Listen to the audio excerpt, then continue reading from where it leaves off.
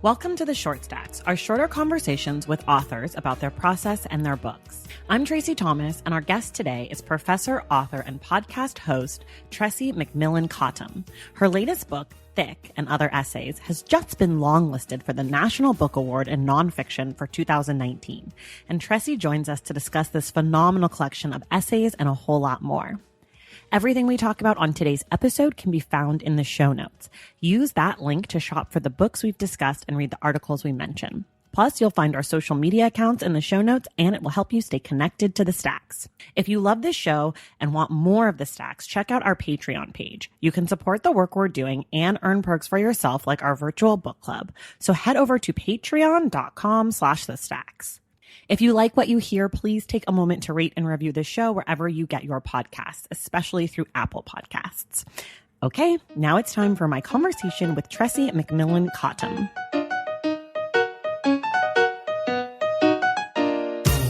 All right, you guys, I am here today with Tressie McMillan Cottom. Tressie, thank you so much for joining the Stacks. Well, thank you very much for having me. We're so excited. Your book, Thick, came out earlier this year, but we're going to talk a bunch about it now because it is an amazing book. So just diving in, can you tell us in about 30 seconds or so what your book's about? The book's basic premise is that Black women have a political and moral philosophy and that we're all better for it when we listen and respect it. Yeah, amazing. So it's a collection of essays and you're writing about things from maternal mortality, Black maternal mortality, to women, Black women and beauty, and op-eds in major publications, which is an essay that I really loved, especially given what's been going on recently at the New York Times. If we wait a couple of weeks, the New York Times is always right on time with that. Yeah. Like, the one thing about that essay is that it is always timely. If I just give it a couple of weeks, there's a whole other cycle of these things. Exactly. So how were you thinking about this collection, like putting it all together? What were you thinking? What was your through line, like to connect these different aspects of Black life? Yeah, it is interesting. So my first book had been about like for-profit colleges and higher education and inequality. And that is still what I do as a professor and as a researcher. And so when we started talking about doing this book, the very first thing that happened is that I have a Black woman as an editor. Okay. Amazing. So, yeah, I know, right? Mm-hmm. It's actually quite rare. Yeah. I'm not sure people get how few editors are Black women, especially Black women editors who have sort of green lighting power, you know? Was she your editor for your first book as well? That's right. Okay. Yeah. And so Tara comes back to me after lower ed, and it had done well, and it had done these things and all of that. It did what I needed it to do for me, right? Okay. And all that. And she said, well, I think that your audience is still, kind of wanting something that puts together, as you described it, a through line of my thinking, et cetera. And I thought she was insane. I thought, one, I could not imagine that was true. I still struggle with imagining that's true. But the way she got me was she said, listen, you've been writing for a very long time, which is true. I've been writing for a public at that point for like 10 years in some capacity. And I think there was still, to some audiences, a little lack of clarity about how all the various pieces of the things I talk about go together. Mm. For me, it all made sense. Right. I think I have like one research question, which is, what's going on with Black women? And like, what do we learn if we start there? And you can study every aspect of the political economy, I believe the entire geopolitical global economy and culture and society can be understood through how Black women experience it. That's how we think about everything when we just tend to center white Western men. But you could center another group of people and have what I argue is a more nuanced understanding of how the world works. And so the collection of essays, Tara promised me, she was like, oh, it's going to be fun. You're just going to put together some of your previously published work and it's going to be so low key. And she totally lied. Because what I realized as I started putting it together is that I couldn't just republish previous pieces because my thinking had changed. Developed. That's right. If you're living life right, you shouldn't think the same thing, Right. at 30 as you did at 20, at 40 as you did at 30. And so I had the same sort of set of questions, but felt like I had more and deeper and better tools to address them. And so what started out was me going, okay, what are the things that I think if people had just paid attention to Black women in this story, right?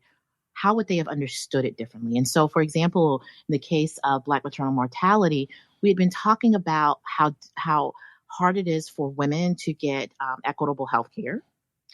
There had been a sort of a conversation about the premature death and survival rates of Black babies in the United States. Black babies have a mortality rate equivalent to, non-Western countries. But nobody had really centered Black women in trying to figure out that all of that was part of the same thing. And then in the instance of op-eds and talking about who gets to be an authority in our public discourse, right, was about how is the quote unquote marketplace of ideas structured in a way to reproduce the same ideas. Right. What's the invisible hand in the marketplace of ideas? And I thought I had a perspective on that precisely because I listen to and read and think about Black women. So I took these things, but really the through line is, there's a way of thinking and a way of argumentation that Black women have developed, and we have our own intellectual tradition. And if we applied it to these areas, people are richer for it. More importantly, I wanted to center Black women to say we could be the audience. Right. We could be the subject, Right. And it didn't have to be plus. Also, this is inclusive of Black women, but this is for Black women, by Black women, about Black women, right, just as it is for white men or sometimes white women or whoever. Just listening to you talk, something that's so interesting to me after having read your book is when I reviewed it, I talked about your turn of thinking, how you're writing and then you turn and all of a sudden as a reader, I'm like, oh my God, I didn't even know that's where we're going. And listening to you give that answer, I was like, oh, that's just who she is. You're just smart. You're just a smart person who I'm like listening, living like, where is she going with this? And then being like, oh, how did I miss that? But if you haven't read the book, you should read it just for the surprise of the turn. I don't know. That's what I call it. I don't know if there's a real word for it. That's amazing. My friend Kiese Lyman has said, he calls it the boast. How I start out with he's also very literary. And so he has a wonderful toolkit to describe such things. Yeah. And he was like, you start with this boast and you should also know Kiese and I talk to each other like family. He like, yo, that shit, that is amazing. I was like, well, thanks, Keith, first of all. But I will say that in structuring the essay, I think that the element of surprise is one of the more powerful tools that marginalized and minoritized thinkers have. It is, I get a lot of reader mail from white men about this book, strangely enough. I just got one this morning, and it always starts the same way. I just need you to know I'm not your typical reader. I'm a white, 50-year-old man in Minnesota, but this book was amazing. It changed my life. And I do think that taking that reader on a journey where they don't know where they're going is one of the more effective ways to do it. When they think they know where it's going, they check out. Right. Do you think that white, straight, cis, male authors get letters from marginalized folks that start with, I'm not your typical reader? That's an amazing question.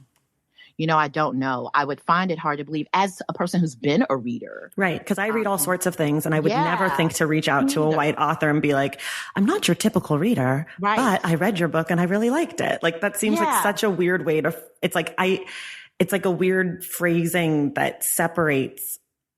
I don't want you to think that I'm going to go read another Black woman's book. Exactly. But since I stumbled upon yours. Yeah, but since my daughter made me, or something like that. Lots of that my wife or my daughter or whatever, just, they wouldn't leave me alone until I read this. Yeah, no, it's really interesting because I do think that reader is surprised that they found something of value. They are as surprised that you can enjoy and learn from a piece of criticism or art, without being at the center of it. It is, I think, for many readers, the first time it's ever happened to them, which is not anything I think tremendous about me. I just think it's about how limited we are in what we consume. But imagine that being able to be true for us as Black women, that we would never have related to a piece of art or criticism that wasn't written by Black women.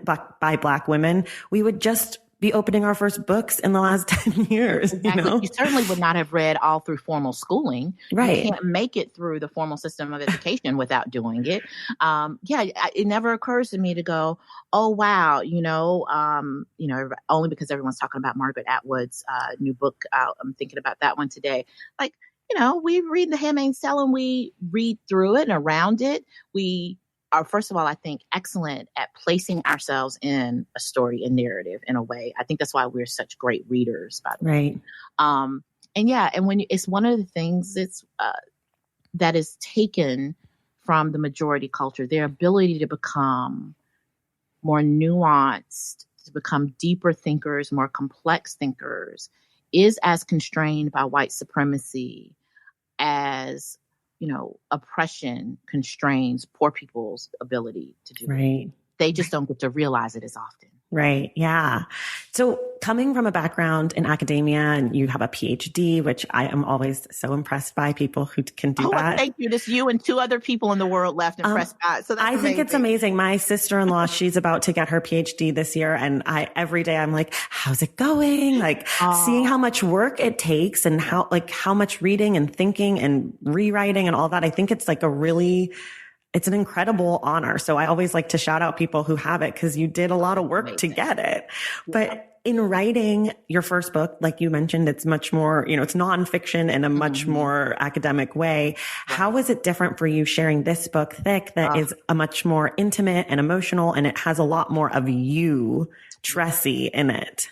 So uncomfortable. It was so uncomfortable.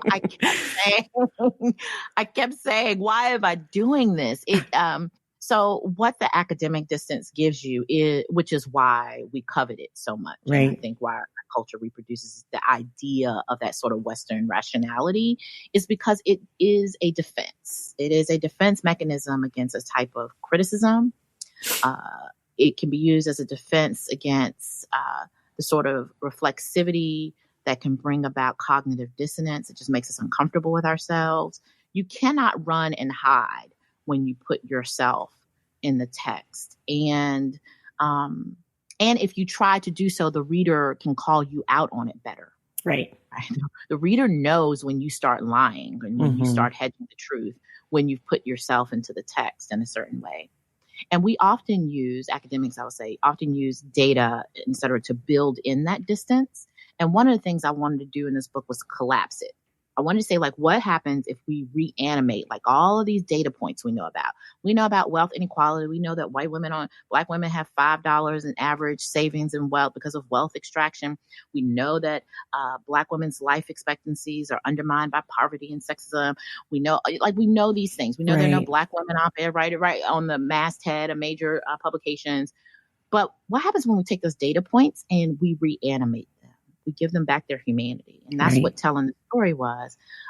So I loved intellectually and creatively, I loved the challenge of writing them.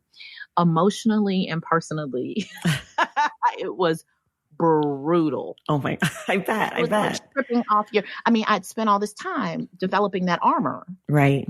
And no one was forcing me to take it off. I was doing it to myself. So I couldn't even complain to someone.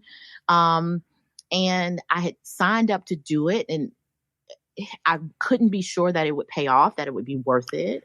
It was very uncomfortable. I bet. Did it change the way that you now write other things moving forward? Do you think that you're a different writer because you've kind of gotten vulnerable in that way? Question too. I think so. I was clearly on the journey there. Right. Right. I'd been writing a lot of public essays between the first book and that book, and that certainly centered me more as a character sort of in my intellectual arguments. So I'd clearly been getting there. I will say that what happened in writing this book is I became more comfortable with the fact that this is my voice. I did start to own it. There was, there's always a point in finishing a book. You turn it over to someone, you work on this thing. It's such a weird process. Then you turn it over to someone and like, they don't talk to you for like a month, because they're off doing whatever their thing is. And in that time between submitting it and when they come back to you for like the process of making it a book, you have a lot of time to just sort of like sit in it. And I remember thinking, I wrote this exactly the way I wanted to. And it was exactly, flaws and all. It was what I had wanted to produce. And there was a certain amount of confidence that came with that voice in writing the process.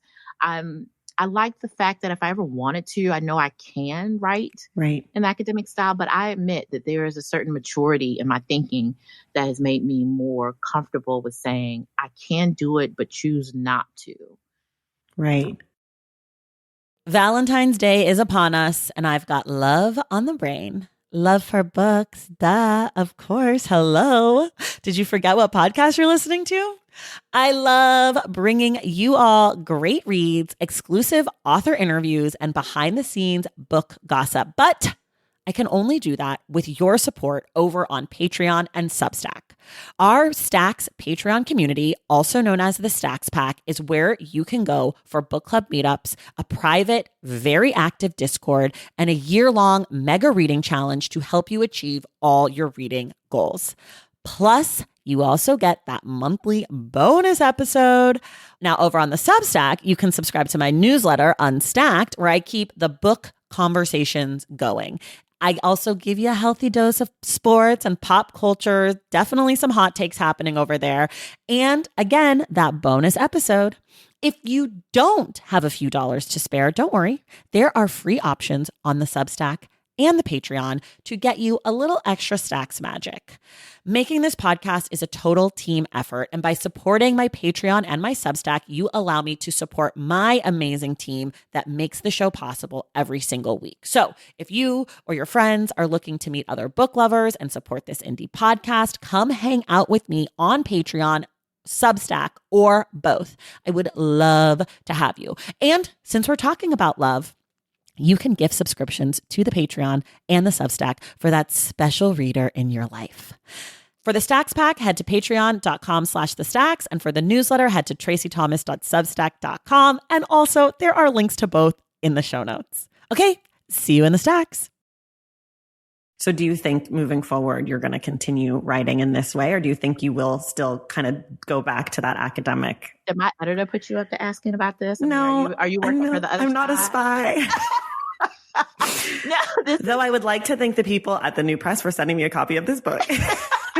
Nice. That was a nice move there. Yes, I mean, this is me. One of the things that I have always wanted is something that I think all Black women want, which is I have always craved the freedom to choose my life. To choose my life. I didn't know how to do it. I remember being young and I would walk through like really wealthy neighborhoods, and rich people often don't put window treatments up to their windows so you can peer right into their homes. They'd be in there making dinner or sitting down or something. And I wondered, how had they chosen to construct a life that looked the way that theirs did? And I think a lot of Black women want that. We want the freedom to self-actualize in our own way. And it is so hard for us to get that freedom.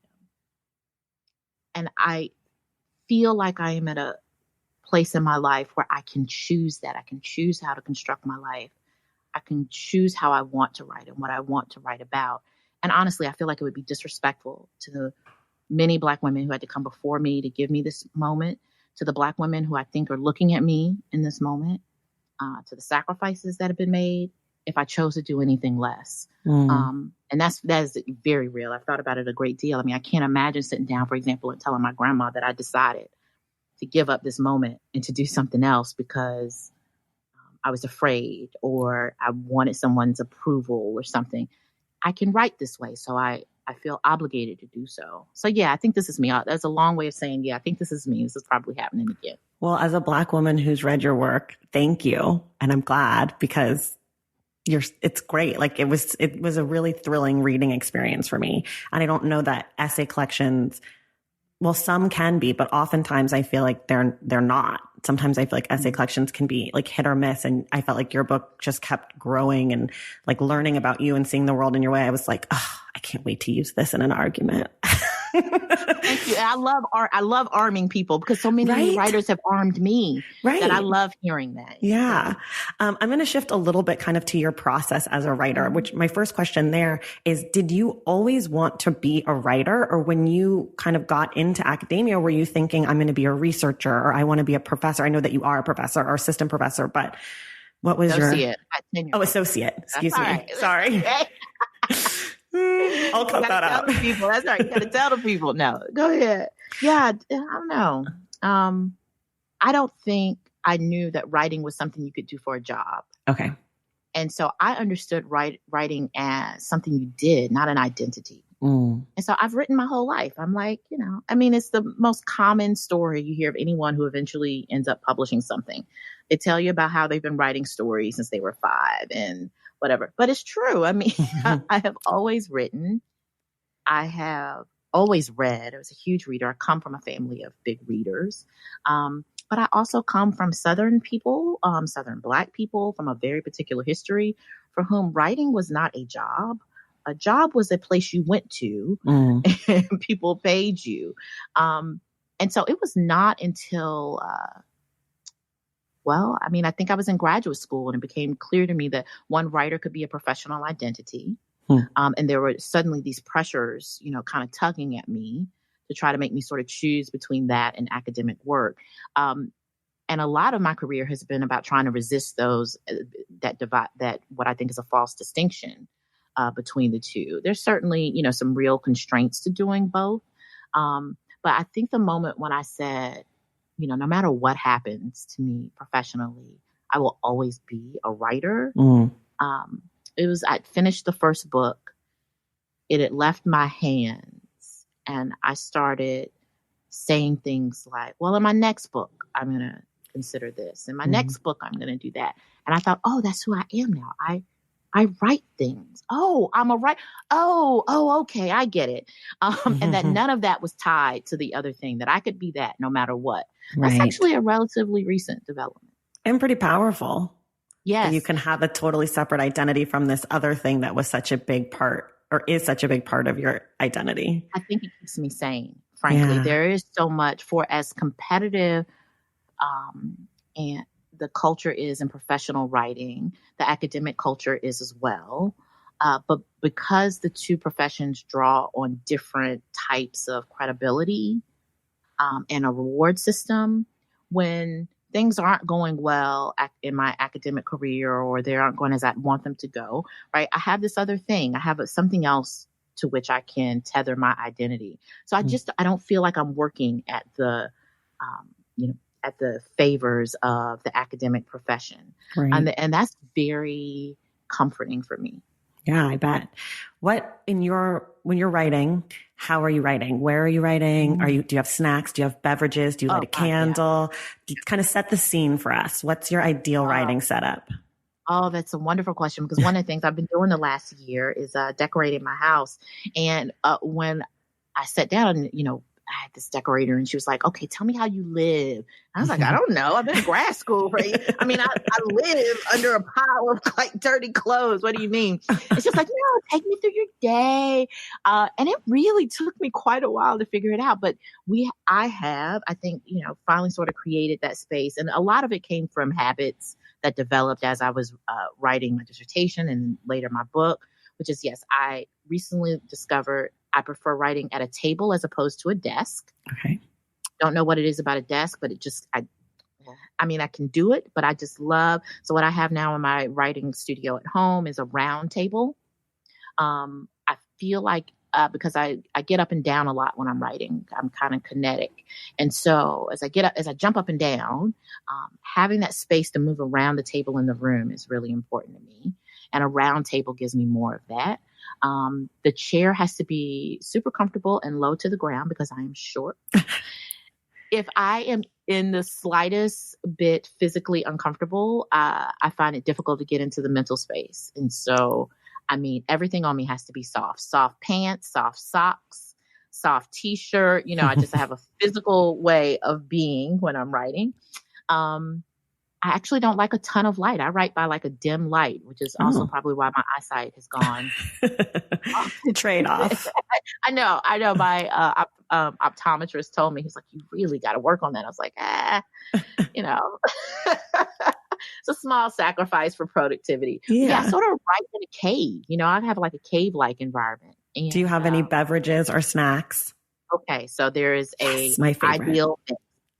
I have to have what I call each of the important groups: hot, cold, sweet, salty. Okay. Within arm's reach at all times. So that means hot coffee and or tea, although I'm going to be real with you. It's got to be coffee. Okay. I will substitute hot chocolate. Ooh. If it's in a pinch and I don't want too much more caffeine. Cold water, bottle of water, and if I'm being really fancy, I want both flat and sparkling. Okay. All right. I love that. Then I have to have sweet, and my preferred sweets are either gummy bears. Okay. Or gummy worms in a pinch. Okay. Yeah, I'm telling you, it's very particular. Or Twizzlers will do. Okay.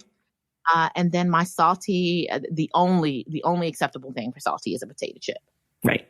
All right. And so I line all of those things up, and that way I don't have any excuses. Yes. Whatever I'm craving at any moment is right there at my. This is one of the tips I give people who want to read more. I always say, go to the bathroom, have your little place, have your blankie, have your beverage, have everything you need there. So once you sit down, and then I say, put your phone on airplane mode. That's it. Because then you have everything. You have no excuse. Don't know how people read any other way. Yeah, sometimes I end up doing it, but I get distracted and I get annoyed. But my best reading is like in my spot with my things, airplane mode. What sort of stuff were you reading while you were writing, Nick? By the time I start writing, I have to actually stop reading. Okay. Because I need to only hear my voice in my mind. But beforehand, when I'm preparing, I did read a lot of essay collections, but I think some unexpected ones. I wanted to focus on the form, the genre, more than I did the content. So like I didn't read the ones that had done really well, the couple of years previous to my book. And, you know, we're in a real moment, too, with like memoir and memoir-esque essays. Yeah. Collections. But I didn't want to, because I didn't want those at the forefront of my mind. And I really wanted to focus on what constituted an essay. How was it bracketed? How did different writers approach it as a way to encapsulate a thought or a feeling or an emotion? So one of the ways I did that was to read across different genres. So like I read a lot of comedy essayists. I the old ones too, like Irma Bombeck. I read a lot of sports ones, Dave Zirin and some other people. Oh, I love him. I love him. A good sport. What I have decided is that a good sports essay is probably the height of the genre, and I'm not kidding. So good. They are freaking amazing. When a sports writer can write, and they have all of that generative rich material from sports culture, which is fascinating. I mean, I don't even really follow sports like that, but I read sports writers, and Dave is one of my regulars. Yeah. He's amazing. His book, Welcome to the Terror Dome, was my introduction to him in college. Yeah. And I ended up writing a whole paper about one of the essays. Like I used that, like I went and did my own research, but I love him. Yeah. And when Twitter first was like getting hot, he tweeted at me. I tweeted at him and he tweeted back, and I saved the tweet. It's in my scrapbook. Oh, you are a real one. I love him. I just love him. I think he's so smart. I agree. He's really great. What he does with the essay, with the arc of the emotional buildup. Yeah. And the thing about sports essays that I liked and that I like about Dave is that sports is a data-driven culture. So much like being an academic trained in like data, they have to contend with these numbers. Right. So they have to write an emotionally evocative story, but they can't fudge the numbers. Right. Right. The person either has the most hits ever or not. Right. You have to make a good story regardless of that data point. Yeah. And I thought that was really instructive for me, where I had to deal with, like it or not, for example, like this is the statistic about wealth inequality. But now, how can I make that interesting? How can I say something about that is unexpected? And that's what I think the sports writing thing gave me. That's so interesting. I also love sports writing, but I love sports. So I always thought it was because of that, but it might be. Girl. I am. I'm such a passive. I mean, I'll watch it, but Right. I'm one of the sports fans that people hate. I show up in playoffs. Right? I forget who's playing for us this year. So I'm totally not a sports nerd, but I love sports writing. That's so interesting. That's fascinating to me. Oh, I know. This is so important for people who love your book. What direction would you point them in for more reading? It doesn't have to be the same topic, or even it could just be kind of things that you feel like maybe are in conversation with your work, or I don't know. I'll let you go from there. I think Rebecca Traister is a feminist writer, also a good essayist in her own right, and just a really sharp thinker. I think that if you like the construction of Thick, like how I try to tie narrative with like data and analysis, Rebecca Traister is a really good one. Rebecca Solnit, who I also read quite a bit of when I was thinking about this collection, does some really interesting things with voice in her essays that I think is fun. The book is often paired with Chiese's, and I could not recommend it enough. I tried to give every man in my life that book. So incredible. Yeah. I mean, any of them. I mean, Long Division is wonderful too, but there is something. What's the name of his most recent one? Heavy. Heavy. Yeah, there's something about Heavy that I think I try to get especially every Black man in my life to read it. Yeah, it's so amazing. There's a book coming out in October. I talk about it a lot on the podcast, so listeners are probably rolling their eyes, but it's by Saeed Jones. Yes. Oh, yes. Saeed's book is going to be amazing. Yes. I read it and it's so amazing. And I think that book is also very much in conversation with what you do and with what Chiese's book. Thank you for that. If I had to maybe put together that dinner party, I would be very pleased. Yeah, and I would like an invite, please. Absolutely. And I will be there. You're welcome. I bake. I'm available whenever. I can be in Virginia. With that information. Yes, I'm a big baker. Yes, it's very important. I bring more to the table. I do want to touch this. We kind of started here when we talked about, these white men sending you emails saying, I don't normally read this, but what sort of pushback or surprises have you received from Thick? Because it's been in the world now long enough, and not only are you an author and an academic, but you're also like a Twitter personality, and you have this podcast. So you're kind of more than one thing. You're kind of like you're just Tressie, like no subtitle needed. But that makes you a target, right? Like or people feel like they can respond to you or react to your work in a way that maybe they wouldn't if you were just one of those things. So what sort of surprise, feedback, or pushback have you received from the book? And if any of it felt relevant to you or actually constructive in any way? The stuff that makes me, that puts me all in my emotions is I get, and by young, these days when I say young, I mean anybody younger than like 40. Okay. The threshold for young in my world keeps going up. But like young Black women who are actually less likely to email me because we respect each other so much. Mm-hmm. Black women, we see each other and they see my work. They know I have 5 jobs, right? And they tend to be the ones least likely then to reach out to me. Mm. But I'll do a book talk or something like that and, and have some direct engagement.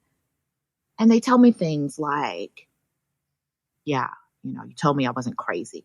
I didn't think I was. And I've started to even say, that's my brand, to just go around telling Black women, you're not crazy. That thing that you thought was happening is happening.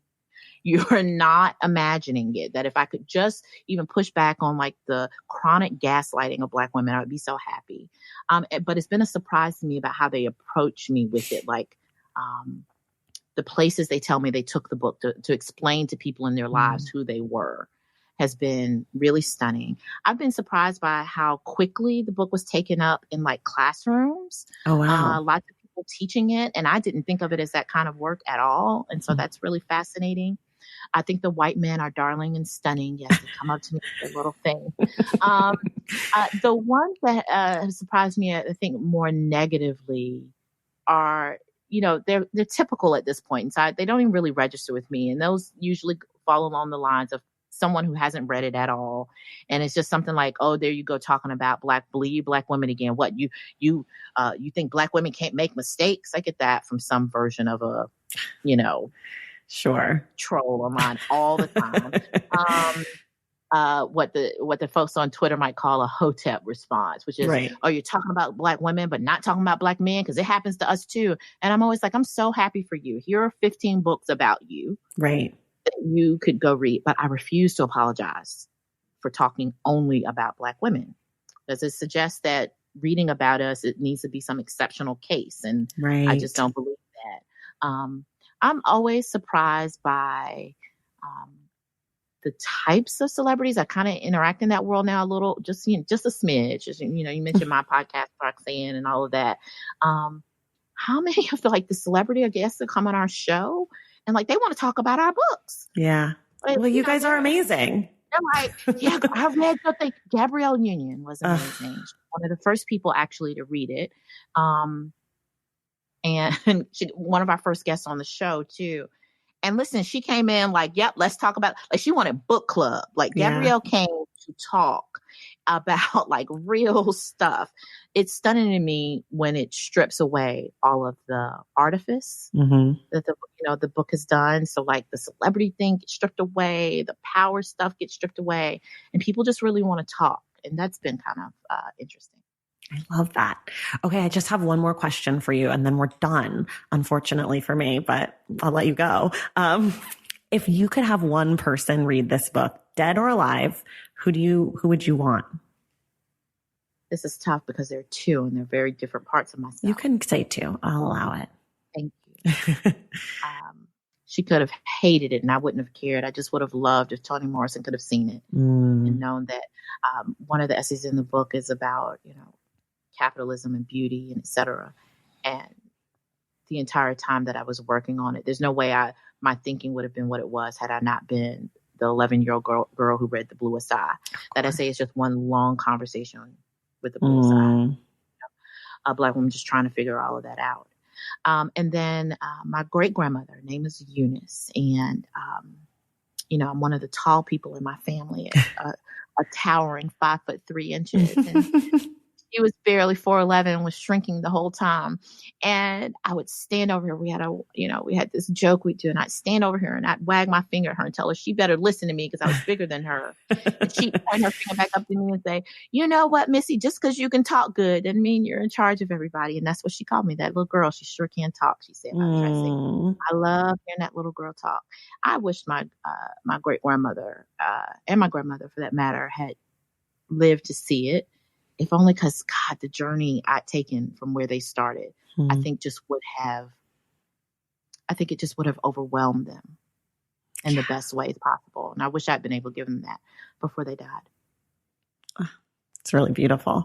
Well, I think I can speak for myself and future generations. You've given us the book, so we're lucky to have it for sure. Tressie, thank you so much for being here. I'm going to link to your book and your social media and all of that in the show notes so you can find Tressie and both of her books. But thank you so much for joining us. Thank you so very much. I've got to say, this has been one of the most enjoyable conversations I've had on book tour. So rarely does anyone ask me about craft or writing process, which is true for, I think, a lot of Black women writers and thinkers. So thank you for that. It was a blast. You're welcome. Thank you. And we will see you guys in the stack.